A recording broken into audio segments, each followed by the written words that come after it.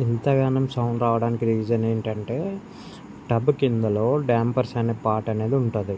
ఆ పార్ట్కి ఉన్న క్లిప్స్ అనేటివి ఊడిపోవడం వల్ల ఇంతగానం సౌండ్ వస్తుంది అంతే, ఇంకా వేరే రీజన్ ఏం లేదు.